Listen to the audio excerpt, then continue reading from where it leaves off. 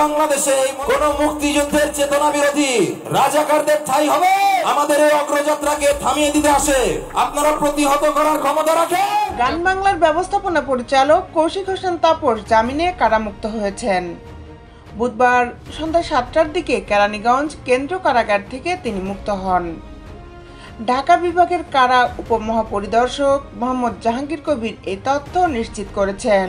সে গুলশানে সে এই আহত এবং নিহত মানুষের লাশগুলোকে তার ভ্যানে করে এর আগে গত 4 নভেম্বর রাজধানীর উত্তরা থেকে তাপসকে গ্রেপ্তার করা হয়।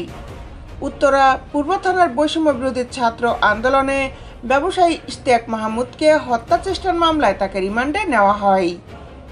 গত 9 ডিসেম্বর গুলশান থানার অস্ত্র দেখিয়ে মারধর করে বেসরকারি টেলিভিশন চ্যানেল গান বাংলা এর মালিকানা দখলের মামলায় কৌশিক হোসেন তাপসকে গ্রেপ্তার দেখানো হয়। বাধা দেয়, আওয়ামী যুবলীগের তাকে বাধা দেয়, যে বাধাটা অপেক্ষা করে সেই কাজটা করতেছিল।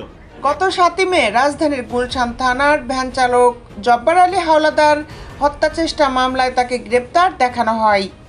এসব মামলায় তিনি জামিন পেয়েছেন।